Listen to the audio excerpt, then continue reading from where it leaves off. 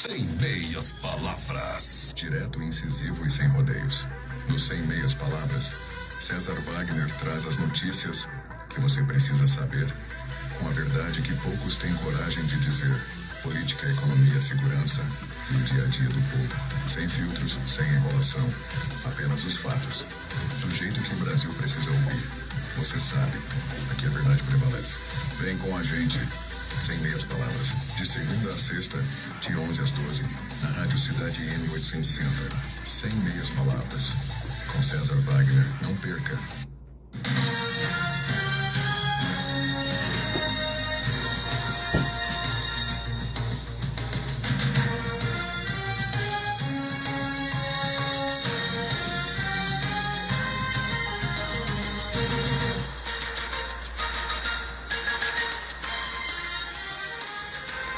Não há democracia onde o povo teme seus juízes.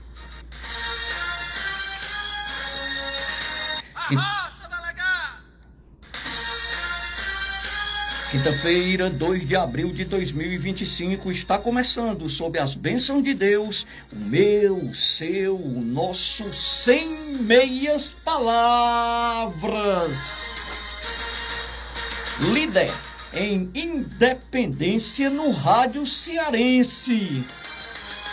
Comando e apresentação deste que vos fala, comunicador César Wagner. Bom dia. César Wagner, o delegado do ouvinte. Bom dia, meus queridos amigos. Bom dia, minhas queridas amigas. Que prazer estar com vocês aqui nessa bancada, trazendo sempre assuntos, do interesse geral, trazendo sempre convidados para debater assuntos polêmicos, porque vocês já conhecem o programa e têm conhecimento que nós gostamos de navegar em águas revoltas. Negócio de água parada, como já se dizia, nunca fez um bom capitão. Então nós gostamos de uma revolta mesmo. Por isso que o programa é estourado em audiência, porque aqui as pessoas dizem o que quer, mas com respeito, com serenidade, mas nós trazemos pessoas aqui para trazer as suas convicções. E você, meu querido internauta, você, meu querido ouvinte, vai tirar suas conclusões, porque é desse jeito que nós fazemos jornalismo. Como é o nome da nossa amiga, Cris? Lucília. Hein? Lucília. Dona Luzia? Lucília. Lucília. Lucília. Olha aí, trazendo a melhor água da cidade, hoje substituindo o Gladstone, rapaz. Dá um abraço aqui grande para ela, um grande abraço para a nossa querida colega e assessora de estúdio, Cristina Silva, para o nosso amigão, rapaz, do peito, Jorginho, o garotinho de ouro do áudio cearense.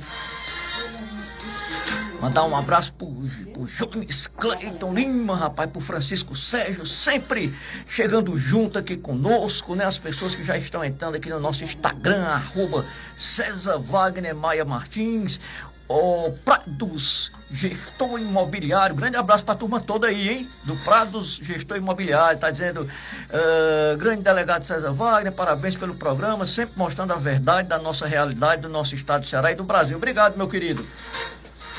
Acho que não tinha sentido, você empunhar um microfone com tanta responsabilidade como é o microfone da Rádio Cidade 860, do Grupo Cidade de Comunicação, se não fosse para trazer e buscar sempre a verdade real dos fatos. Mas quem julga é você.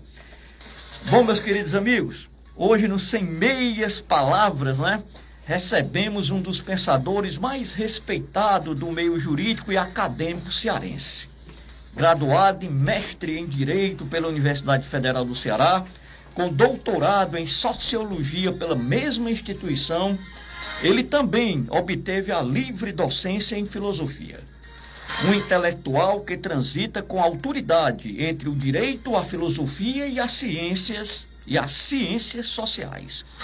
E que não se furta a trazer à tona reflexões profundas sobre os dilemas da nossa sociedade. Seja muito bem-vindo, meu querido professor Glauco Barreira. Uma honra recebê-lo. Muito agradecido, e é um privilégio, um prazer participar desse programa, César Wagner, que tem muita relevância social para esclarecer e para trazer outras visões para a sociedade. Sempre importante, né, professor? Você trazer visões, você debater os assuntos e deixa o nosso querido internauta, o nosso querido ouvinte, né, refletir, tirar suas conclusões, né? Com certeza. Eu acho que o grande jornalismo é esse. É aquele que não quer impor, é aquele que não quer levar a opinião própria como se fosse a verdade absoluta dos fatos. Não é? Quando, na realidade, eu acho que quem tem que chegar a essa decisão é quem nos ouve, é quem nos assiste. Mas, meu querido professor, como eu disse anteriormente, né, o senhor tem uma formação sólida, tanto no direito quanto na sociologia. Então, diante, né, dessa sua expertise, dessa sua vivência, né, como é que o senhor enxerga do ponto de vista sociológico esse fenômeno do ativismo judicial no Brasil, professor? Como é que o senhor acha que isso nasceu?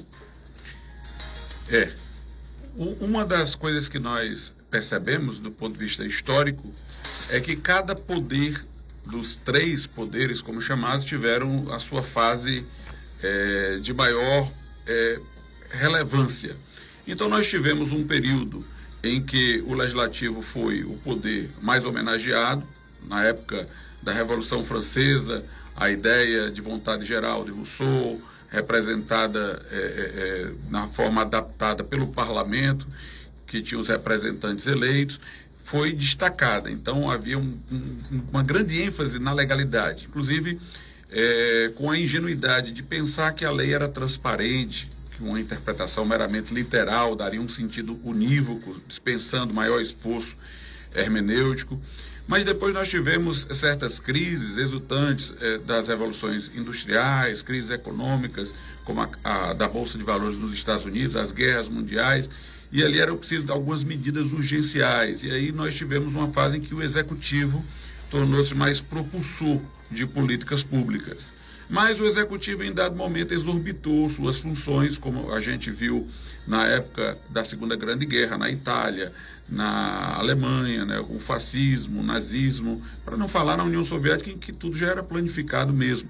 Mas aí deu-se então ao Poder Judiciário um poder de uma competência, né, de fiscalização, tanto do Executivo como do Legislativo, não no sentido de determinar que políticas públicas devessem ser feitas ou que leis deveriam ser elaboradas, mas no sentido de identificar que leis eram inconstitucionais, que políticas públicas violavam direitos. E, nesse momento, o objetivo era esse, era colocar uma competência maior para o Poder Judiciário no sistema de freios e contrapesos. Mas houve um excesso, né, que no Brasil ficou descompensado, mais do que em outros países. Em outros lugares nós temos também problemas de avanço das competências judiciais, mas eles ainda seguem assim uma lógica. Inclusive, sociólogos conseguem identificar nos tribunais estrangeiros uma certa tendência, porque eles vão seguindo os seus próprios precedentes, suas próprias visões que foram sedimentadas. Aqui no Brasil, não, nós temos idas e vindas. Já se disse que era constitucional prisão em segunda instância, depois inconstitucional, antes já foi inconstitucional também. Nós tivemos toda uma argumentação durante o período da Lava Jato para poder desmontá-la, alegando que ali houve um excesso do juiz, certas garantias não foram resguardadas. Agora nós estamos vendo coisa muito pior, garantias completamente violadas, a ponto de até a OAB estar se manifestando, porque não se estava permitindo uma defesa oral presencial, uma sustentação oral presencial, não houve lacração de aparelhos celulares. E, portanto, nós vemos que não há uma coerência, há uma coisa que não tem nem o princípio da lei e da Constituição e nem o princípio do próprio órgão, tem apenas as preferências políticas, ideológicas, as antipatias e as simpatias, e aí nós nos vemos diante de um cenário realmente totalmente autoritário, arbitrário e inafastável. Chesterton disse uma vez o seguinte: quando nós estamos indo, e à frente está um abismo, nesse momento avançar é retroceder. Então, se nós já tivemos um momento para dar oportunidade ao judiciário, não para isso, mas apenas para lhe dar uma maior participação no sistema de freios e contrapesos, nesse momento, diante dos excessos, o progresso é retroceder. Nessa linguagem paradoxal, o progresso é dar meia volta, antes que a gente, da pretensão de avançar, caia dentro do abismo. Assim, diante desse cenário que a gente já acompanha há algum tempo, professor, uma das coisas que chama muita atenção, que me parece hoje se tornou cultura brasileira, é essa questão dessa impunidade institucional. Porque eu não vejo mais essa impunidade, um fato localizado aqui e acolá. Principalmente quando se trata da grande corrupção, me parece uma coisa institucionalizada, entre aspas. Tanto é que nenhuma grande operação se manteve íntegra. Sempre tem que ter alguma coisa para que a operação possa ser completamente destruída e os corruptos estejam aí nas ruas, sorrindo, fazendo lives, em piscinas, bebendo uísque à custa do povo brasileiro. E é outra coisa que a gente tem preocupação muita, professor, porque para algumas pessoas isso está virando, como dizem por aí, o novo normal. Uma sociedade amortecida, professor. É isso que nós estamos virando? A partir do momento que o presidente atual, né, que havia sido condenado por corrupção, um dos maiores esquemas do mundo de corrupção, foi não apenas descondenado, né, ninguém sabe nem qual é a linguagem para isso, porque não foi uma absolvição, mas foi uma busca de alguma coisa formal que deveria ter sido alegada antes para poder tornar todo o processo inválido e tornado elegível, né, com a conivência de um dos maiores meios de comunicação, se não o maior aqui do Brasil. Então nós tivemos ali uma institucionalização mesmo da corrupção, uma normalização da corrupção. Tanto que nós estamos vendo, por exemplo, dificuldades nas universidades, algumas, pela notícia que eu vi, parece que teriam que desligar até ar-condicionado por medidas de contenção econômica, insegurança, com a violência, assaltos e tal, e sem uma capacidade de dar uma resposta a isso, uma série de dificuldades, mas as pessoas que comungam dessa ideologia estão dentro das universidades, por exemplo, nós não vemos elas se manifestarem. Parece que quando é do lado, pode fazer. Quando comunga da mesma ideologia, pode fazer. Nós estamos vendo aí todo esse assalto, eu vou usar a expressão popular mesmo, na questão do INSS em relação aos aposentados, mas isso aconteceu numa rede que envolve sindicatos de parentes, e toda essa estrutura que envolve inúmeras instituições. Então, parece que a violência é só para aqueles que estão em posição de fragilidade e realmente não fizeram nada de tão grave.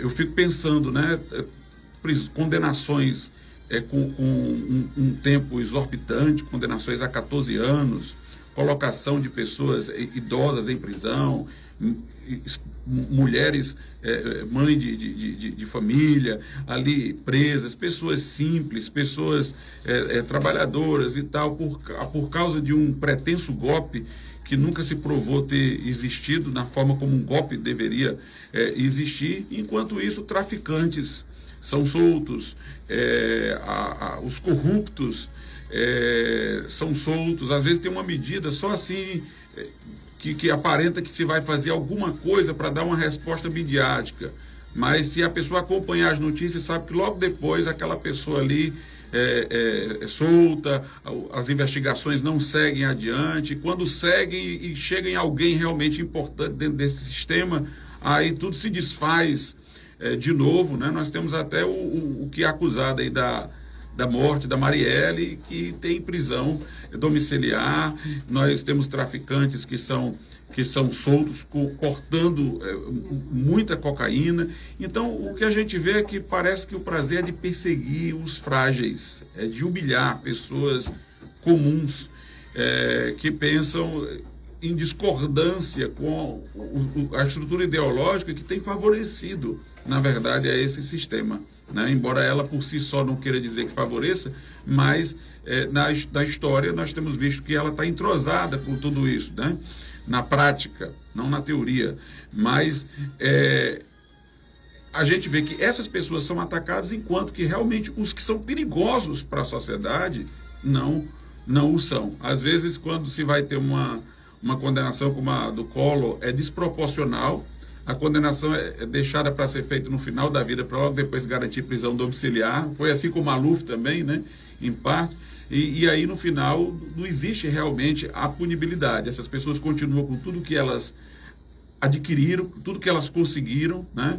Agora, na questão do INSS, o governo está querendo devolver às pessoas, embora dizendo que não tem os recursos, né? E que não sabe como vai fazer isso, mas devolver o que foi tirado delas. Mas aí, se ele usar o dinheiro público, ele está usando aquilo que também outros contribuíram. Quer dizer que, então, os que se locupletaram com isso, vão continuar com os recursos. E quem vai pagar é os que nada tem a ver. Que nada tem a ver, né? Então é uma situação muito, muito difícil.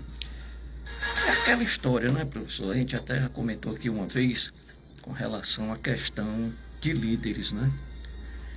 O Brasil hoje ele está numa fase muito escassa, ao meu ver, de verdadeiros líderes. Aqueles líderes que gostam de servir, que combatem o que precisa ser combatido. Me parece que nós vivemos hoje no país, assim, uma ficção, sabe? É como você colocou, redes, né, de informação, de televisão, que tentam implantar a máxima do sistema, né? Desinforma absurdamente. Eu tenho assistido muito, né? E tenho observado a desinformação como é feita de uma maneira escandalosa, sabe? Escandalosa. Essa questão agora, não é? Que o Supremo dizem está lavando as mãos para que o Congresso, lá num acordo entre eles, possa reduzir as penas, né, de pessoas inocentes, boa parte delas inocentes, que não fez nada. Tiver entrada e saída, entrar e sair, qual foi o crime que cometeu? Invasão? Vamos lá na invasão do prédio. Pronto. Não? Mas é uma coisa absurda. Se chega ao ponto de jogar uma cortina de fumaça, onde o Congresso precisa fazer uma lei para reduzir pena. Ora, isso já existe hoje, já que cada um responde na medida da sua responsabilidade, da sua culpabilidade. O problema é que não tem conduta individualizada. Jogaram uma rede de arrasto em frente a um quartel. Foi lá um general com ardil. Não, nós vamos deixar todo mundo em casa. Aí botaram velho, botaram criança dentro de ônibus, mentindo para o povo, para jogarem no ginásio onde tinha criança, todo mundo uns em cima dos outros. Parecia uma coisa digna de campo de concentração.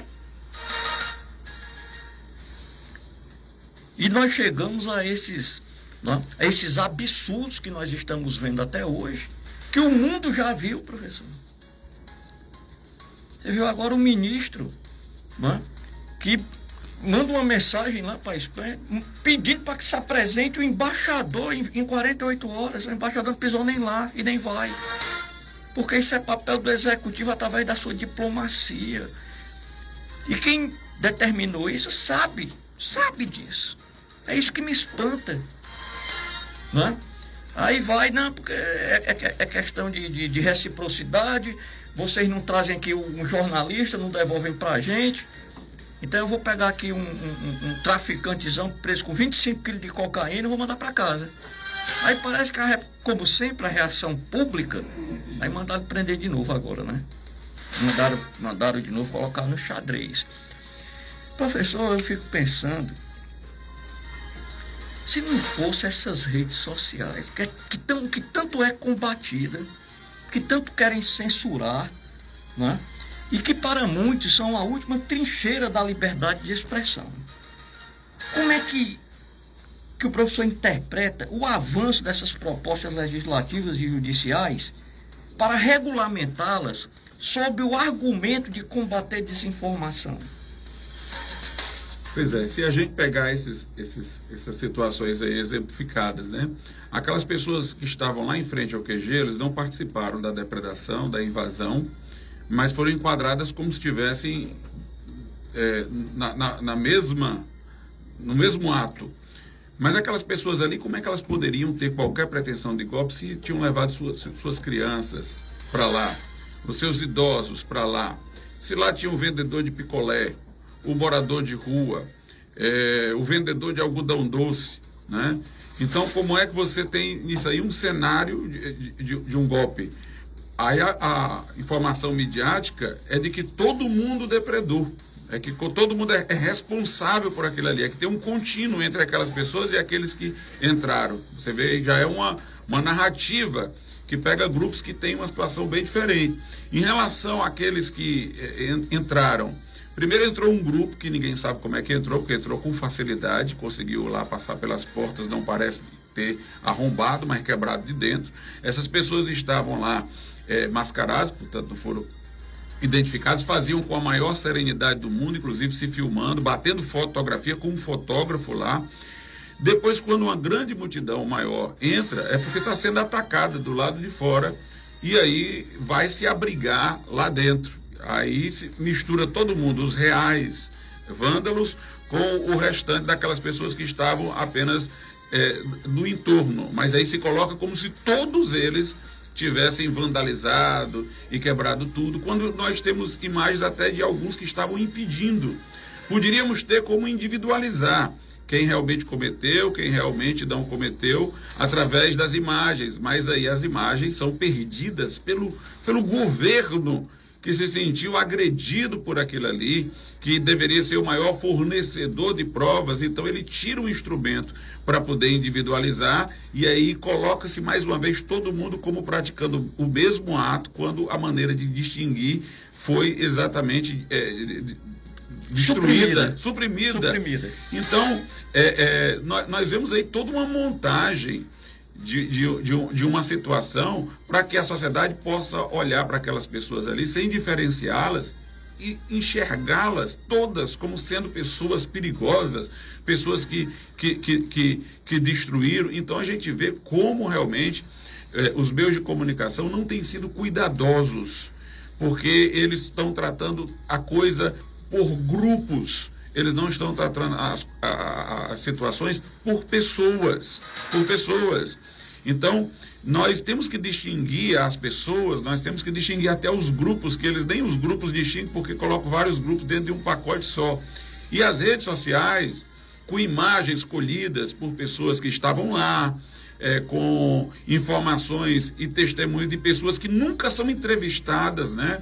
A Cristina Grêmio, ela entrevistou inúmeras daquelas pessoas que foram presas e que contaram a sua própria história, mas a gente não vê os grandes canais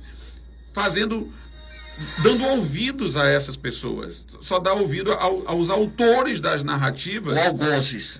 Mas o verdadeiro jornalismo é aquele que ouve os dois lados, né? Principalmente o da pessoa, né? Então é uma verdadeira hipocrisia você está fazendo aquela entrevista ali que se faz nas praças, procurando saber o que as pessoas estão achando disso, daquilo, como se você estivesse dando voz ao homem comum, ao homem simples e tal, faz toda aquela coisa ali, mas numa situação muito mais importante, que é quando pessoas simples estão sendo injustamente perseguidas, a elas não se dá voz. A gente ouve falar às vezes assim, fulano de tal foi chamado aqui para ser entrevistado, mas ele não veio, ele não quis. E muitas dessas autoridades, autoras das narrativas, quando são programas de maior independência que as convidam, elas não vão. Não vão, nem para CPI, nem para serem ouvidas no parlamento. Elas vão, né? E o homem comum que está clamando para ser ouvido, que está sofrendo, por que ele não é ouvido? Por que não se convida para que ele possa falar? Então, as redes sociais são importantes para dar voz àqueles que não têm tido os espaços para falar. Os espaços maiores têm sido reservados apenas aos poderosos, né? Mas não às pessoas comuns. As redes sociais têm dado essa oportunidade para aqueles que querem falar, precisam falar, é justo que falem, mas se lhes sonega a oportunidade. Eu achei importantíssima essa sua observação com relação à rede social, quando o senhor coloca e coloca bem da verdade que o grande espaço da mídia ele está completamente direcionado. Eles são incapazes, não, de ouvir uma senhora daquela que está com câncer, né, que está em prisão domiciliar. Eles não contam a história dessas pessoas. E me parece, eu vou dizer mais, eu tenho certeza, que isso não é algo por acaso. Não me parece por acaso. Porque isso é o comezinho, né? É o beabá de qualquer jornalismo. Não é? Você está contando a história daqueles que foram lá e pretensamente cumpriram a lei. Todos eles contam a história. E contam repetidamente. E são entrevistados repetidamente. Agora, aqueles que estão na outra ponta da história não têm direito de falar absolutamente nada. Eu nunca vi. E olha que eu assisto televisão. Justamente para tentar sempre informado, assisto uma rede, assisto outra, Jovem Pan, Globo News, assisto tudo. Para ter visões diferentes. Eu nunca... em 90% dessas redes, eu nunca vi uma vítima que eu digo que hoje está presa aí, que seria inocente, ser ouvida para contar a história dela. De onde é que ela vem, da família dela, como é que ela foi ali, como é que surgiu aquilo ali, o que é que ela está sofrendo, você não vê. E o curioso, viu, César, é que uma vez, numa dessas grandes emissoras, num programa muito antigo, né? Eles foram entrevistar uma pessoa transexual que estava presa e a vitimizaram muito e tal, como a prisão dela, uma situação ruim e tal. E depois veio saber que ela tinha cometido uma violência contra uma criança, né? E aí deu uma grande repercussão e a emissora fez até explicações, né? Quase que retratações e tal, por aquilo ali que havia acontecido, né?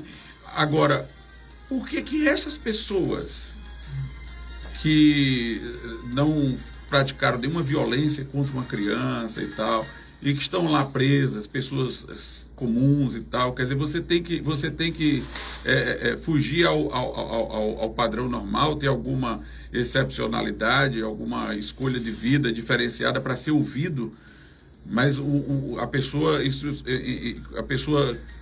que outros que sofrem, mas não tem algum elemento de diferencialidade que favorece alguma patrocinação de uma ideologia que se queira defender, essas pessoas não são ouvidas, o grito dessas pessoas não são ouvidas, apesar de serem idosas, apesar de serem mães, esposas, e que nunca tiveram nenhuma mancha na sua vida, né? Então, nós vemos realmente uma seletividade extremamente injusta. E é aquele que eu disse, não se considera a condição de pessoa do indivíduo, a singularidade, né? É sempre a pessoa taxada dentro de um grupo a que ela é associada, sem se dizer exatamente por que é que ela está associada, o que é que exatamente ela fez que colocaria ela dentro daquela classificação, porque o jornalismo que não individualiza, que não vê o ser humano como pessoa, porque no caso da pena a individualização é para a dosimetria. Isso. Mas eu acho que no caso, por exemplo, de um jornalismo, a individualização, que eu diria até melhor, a personalização, é exatamente para poder distinguir a singularidade de cada pessoa individual, seus problemas, sua aflição, sua história de vida, como ela se sente, e era isso que deveria ser ressaltado. É porque, na realidade, professor, boa parte da imprensa brasileira, ela, desde o início, ela carimba essas pessoas como terroristas, como bandidos, como marginais. Né? Desde o início, quando houve o problema, que elas fazem esse carimbo. E durante os meses, né, foram se passando os meses, eles continuaram na mesma linha. É isso que me preocupa, sabe, professor? Porque me parece que existe algo maior que une várias vertentes. Sabe, não me parece assim um ato isolado. Não me parece. Nós chegamos ao ponto, assim, de jornalistas, né? Que a gente observa o semblante que quando aparece um colega que tenta fazer um link diferente, que tenta contrapor, você observa a expressão do jornalista, ele se fecha, ele fica com raiva, porque ele não aceita aquilo. Não é? Então, é uma coisa muito direcionada, e quando o professor falou aqui da questão do vitimismo, isso é uma das coisas que está acabando com a sociedade brasileira. É o vitimismo em relação ao verdadeiro marginal. Não? Nós temos muito por parte de alas, né, da esquerda brasileira, essa questão de vitimizar bandidos. Porque o bandido é vítima do ambiente, é vítima da sociedade. Nós sabemos que não é. Foi em qualquer favela dessa, 98% das pessoas que vivem numa favela, num povo humilde, são pessoas de bem. 5%, 2% domina com a maldade. Então isso não cabe. O que nós precisamos, professor, eu queria também lhe ouvir sobre isso, o senhor como um sociólogo. Ao meu ver, eu entendo que o bandido pesado, não é esse que faz um furtinho aqui, apesar de incomodar, estou falando do bandido pesado. Ele só teme uma coisa. São penas duras. Ele não entende outra linguagem. Não é? Como é que o senhor vê isso? Porque nesse governo, se fala muito em ressocializar e em soltura, desencarceramento. Como é que o senhor vê essas duas visões do problema? Pois é, eu não entendo como é que se quer o desencarceramento e se prende aquela multidão de pessoas, por exemplo, que estava no QG e não fez nada. Como é que esse pessoal quer desencarceramento? Aquelas pessoas não fizeram absolutamente nada, estavam só ali, né, manifestando sua insatisfação, não participaram lá do ato de vandalismo, e todas ali foram presas, depois algumas foram soltas, algumas foram para prisão domiciliar, algumas saíram com tornozeleira eletrônica, outros permaneceram. Mas se a política é de desencarceramento, por que aquelas pessoas... 1.300, né? 1.300 pessoas. Para que você vai pegar uma pessoa que pintou com batom e condenar a 14 anos, se você quer desencarceramento? Essa pessoa precisa passar 14 anos numa prisão?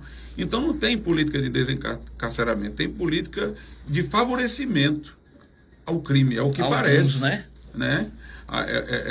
Ao crime no sentido de que o inocente fica lá, ou aquele que não cometeu uma coisa grave fica lá por muito tempo, e o que realmente é criminoso, é um problema para a sociedade, fica solto. Sabe o que é que eu noto, César?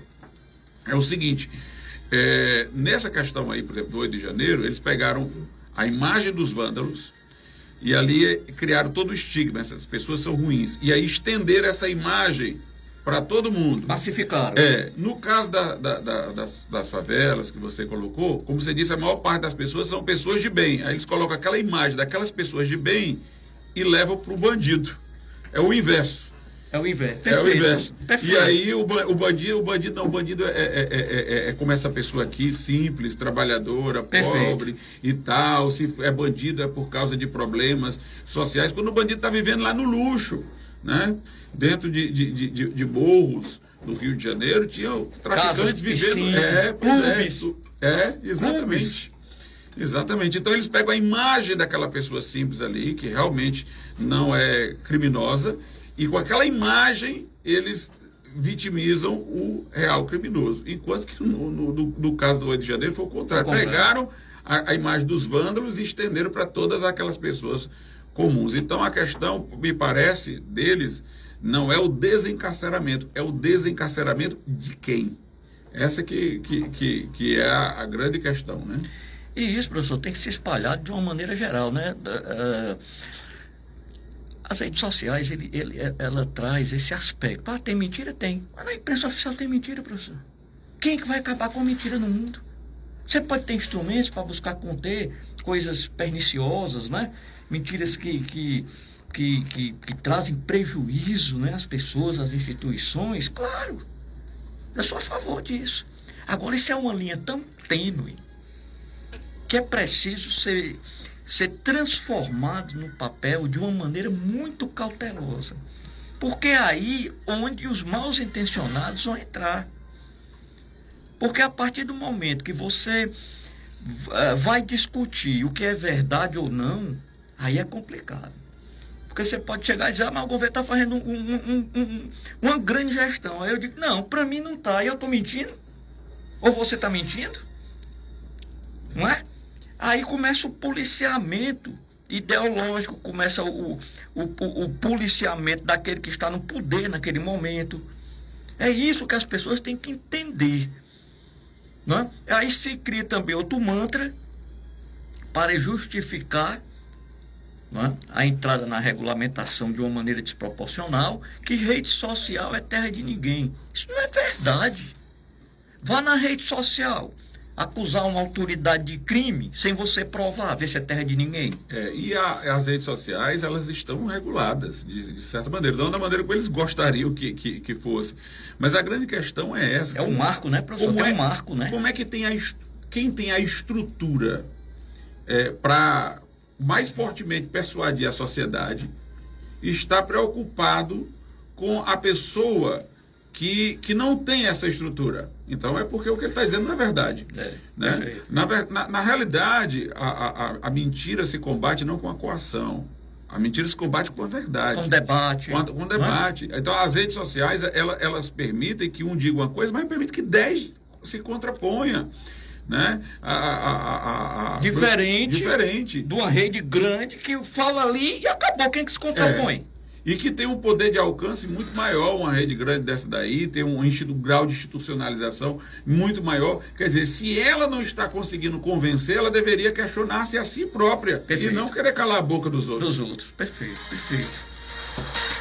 Olha, gente, quando você, né, argumenta com serenidade, quando você argumenta analisando fatos, e quem está ouvindo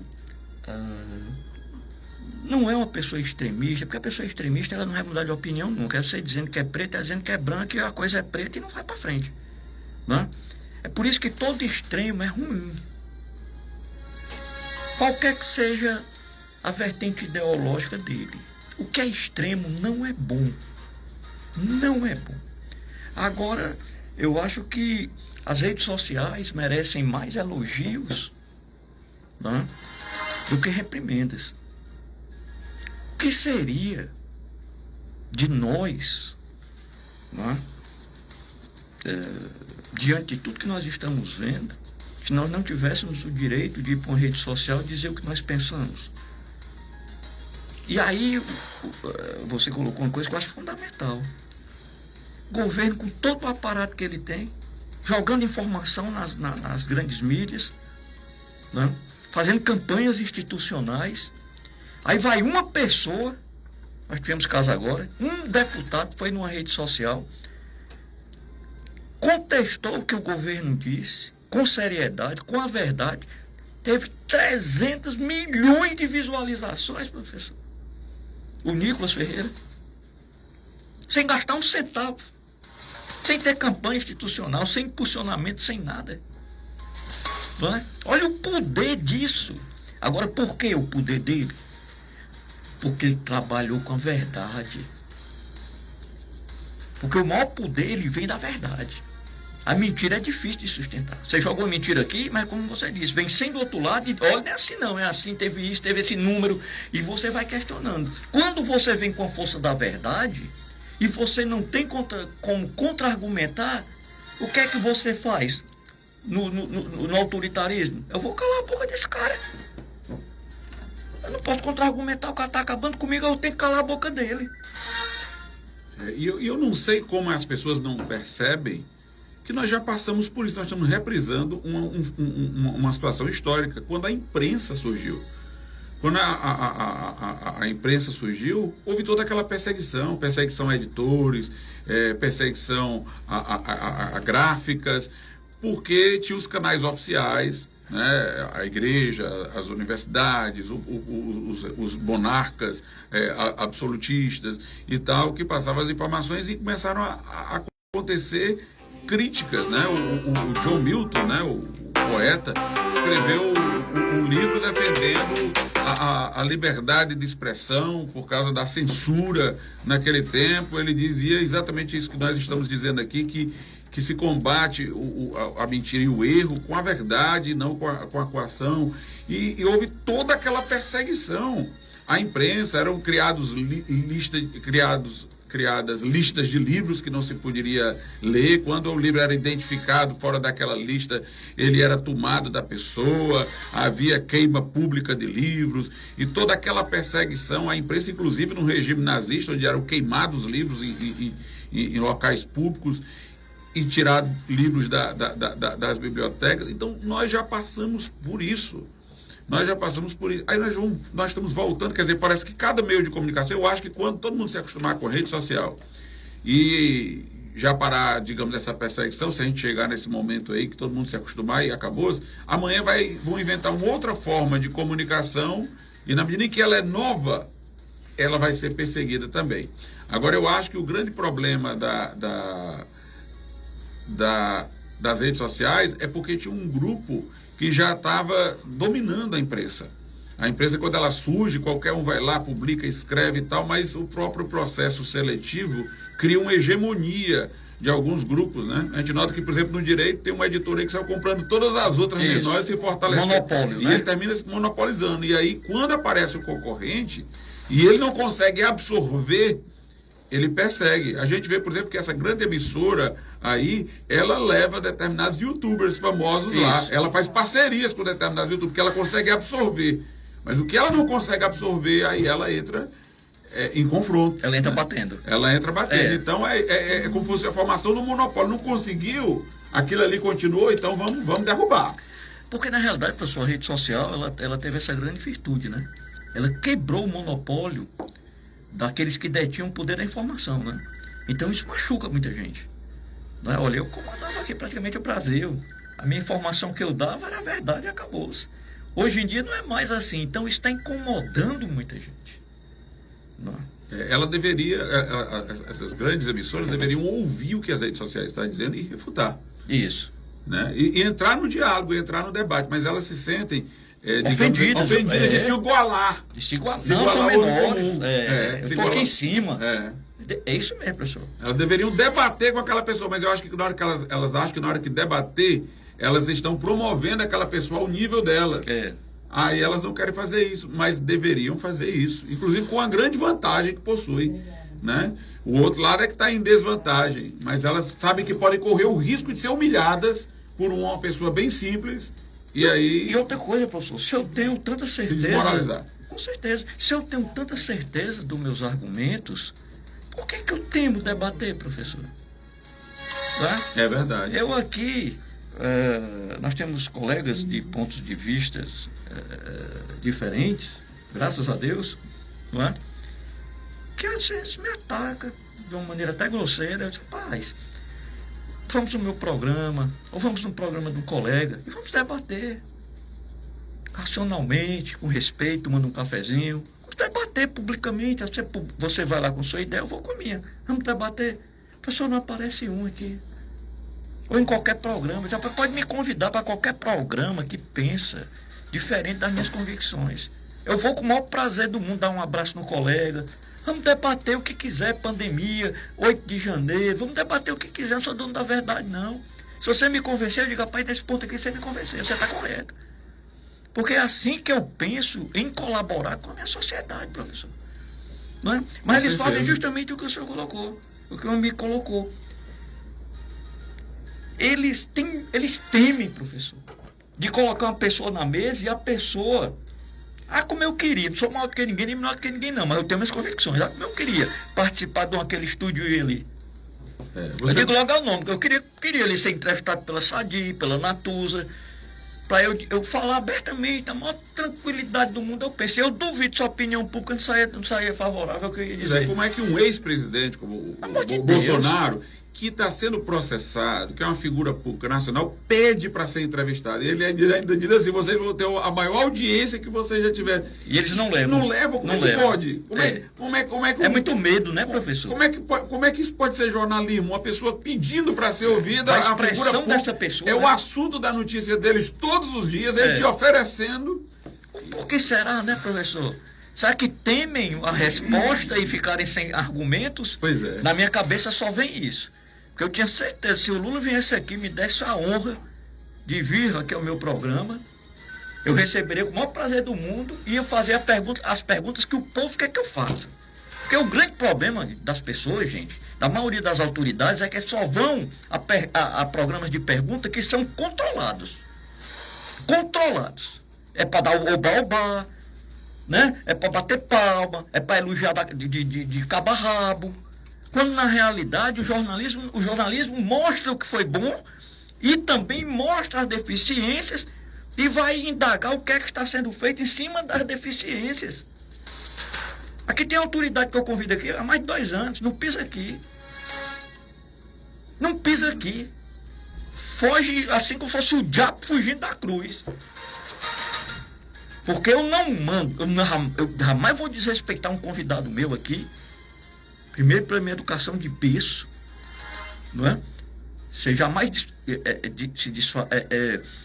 comete uma indelicadeza com um convidado seu. Pelo contrário, todos muito bem recebidos. E segundo, você não pode ser descortês com alguém convidando e mandando pergunta, professor. Para mim não dá isso. Eu lhe convido a dizer, só tem aqui as perguntas que eu falei para o amigo. Governador, vem aqui no meu balcão, que eu vou lhe mandar as perguntas, passar pela sua assessoria de imprensa, para o senhor responder só isso aqui. Isso eu acho um desrespeito. Sim. É com autoridade, professor. Pelo amor de Deus. Porque o povo, ele tem noção de quem fala com autenticidade. Ele tem noção de quem fala com coragem. Ele sabe analisar quem está enganando. Ele sabe analisar quem é que parte para o lado pessoal das pessoas. Que não tem argumento, quer atacar o lado pessoal das pessoas. Entendeu, professor? As pessoas hoje estão, nesse ponto, cresceram muito. As pessoas sabem quando você está falando com o coração, quando não está falando com o coração. A maioria das pessoas hoje já tem esse discernimento. Então, quanto menos controle naquilo que eu vou participar, melhor para mim. Eu cansei como superintendente da Polícia Civil de ser convidado. Doutor, o senhor fala sobre o que eu faço sobre tudo. Segurança pública eu faço sobre tudo. O que eu não puder falar, na hora eu digo, olha, infelizmente em outra área eu não vou poder me manifestar, em respeito ao meu colega secretário. Mas a gente fala de tudo. Quando você fala de tudo, o povo se convence. Porque não é só também você solucionar, não. É você buscar o caminho da solução com seriedade, com autenticidade, ouvindo todos os lados, acertando, errando. É isso mesmo. Mas é difícil. É difícil, professor. Com certeza. Viu? Não é fácil. As pessoas não entendem isso. Porque o programa do César é um programa de linha conservadora. Ele é um programa de linha conservadora, e eu digo aqui para todo mundo, mas não é reacionário. Eu não quero voltar ao passado. Por exemplo, a gente considera como uma grande injustiça semelhante à que acontece agora.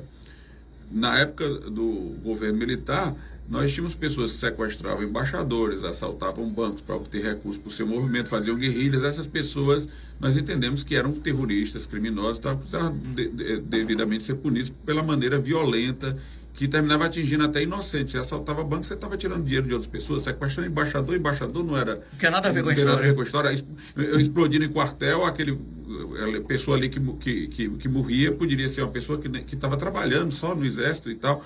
Mas, quando pegava, por exemplo, um professor universitário, que ele tinha uma posição ideológica marxista, mas ele não estava envolvido em nada, mas só por causa da aula dele, ele era preso, investigado. Eu sou contra. É um absurdo, né, professor? Porque você estava pegando um grupo mais perigoso para poder estigmatizar qualquer pessoa que defendesse aquele pensamento ali. Então, aquilo ali era um absurdo. Era absurdo. Tortura jamais, né, professor? Exatamente. Tortura jamais. É o que eu disse aqui. Eu sempre me sinto à vontade para falar as coisas, porque eu falo assim de coração e falo o que eu penso. Não é? Quando nós tivemos aqui presidente defendendo ditadores, defendendo torturadores, eu bati em qualquer um e bati de novo. Se eu pegar a gente metendo o dedo no dinheiro público, pode ser da direita, pode ser da esquerda, pode ser do centro, pode ser do raio que eu parta, eu vou descer a linha. Porque se tem uma coisa que eu detesto, são abutres do dinheiro do povo. E nós precisamos agir. Se eu fosse um juiz, a pau era muito rigoroso, viu, professor? Eu era rigoroso. Porque não é possível, professor. Não é possível o mal que nós estamos vendo no Brasil. Esses corruptos desfilando na nossa frente, rindo. Um grande empresário, fez uma delação rindo, tem as imagens, rindo, com as maiores bancas de advogado do Brasil, que ele pode pagar, o direito dele. E depois fez um livro dizendo que era torturado pela Lava Jato para dar aquelas versões. Aí o Deltan Dallagnol não aguentou, botou as imagens do interrogatório dele. Ele rindo cinicamente, professor. Professor, que caráter tem um homem desse, professor? É um bilionário. Eu fico a pensar por cima de quem ele não passou para ser bilionário. E eu tenho direito a pensar isso, porque o cara que chega a fazer um livro, que ele não fez não, ele encomendou um livro a alguém para botar o nome dele, dizendo que foi torturado para dar informação, e tem um interrogatório dele, ele rindo, delatando, todo mundo rindo. Homem desse tem caráter aonde? Não tem caráter, professor. Pelo amor de Deus. Pelo amor de Deus, gente. Nós temos que fazer uma revolução desse país, e a revolução do voto. Do voto. Boa parte da população é cúmplice com o que nós vivemos hoje, professor. Uns conscientemente, a maioria inconscientemente, porque é levada a isso pelo assistencialismo, por uma série de coisas. E daí você vê, infelizmente, o foco é o Nordeste. Não tem uma boa educação, não tem oportunidade, vive do assistencialismo. Né? São pessoas humildes, que você chega no dia da votação, dá uma cesta básica, a pessoa acha que você é Deus. É um ciclo que ele vai se alimentando, vai se realimentando, né, professor? E a gente vê como, se a gente voltar ao normal, o normal era a gente ter uma preferência ideológica, mas o nosso caráter, o certo e o errado, estar independente disso. Se a gente conseguir voltar ao normal, perfeito, a gente vai ver melhorias. Você vê o jornalista lá, eu não sei se a pronúncia é exatamente essa, o Gringler, né? Greenwald, né? Greenwald.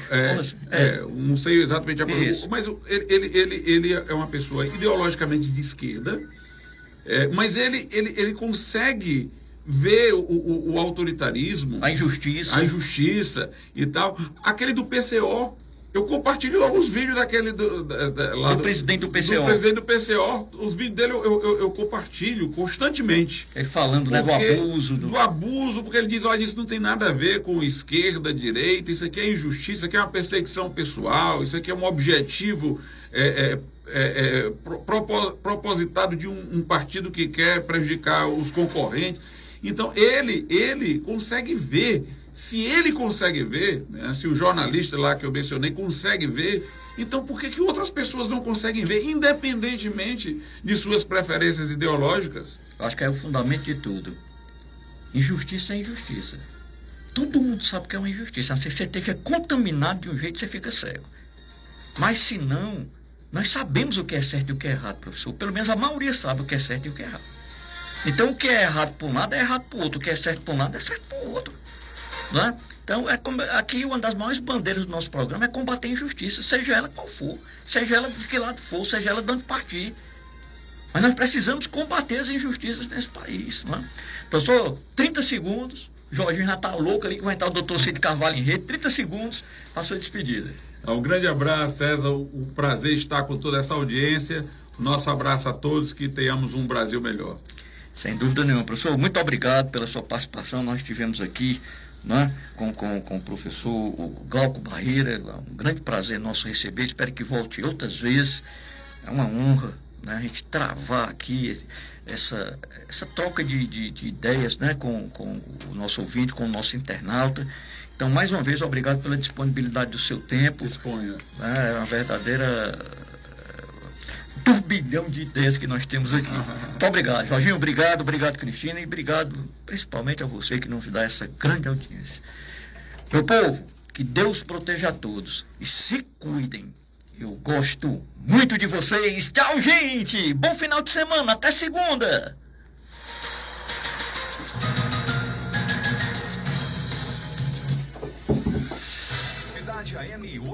Tchau, pessoal. Um abraço.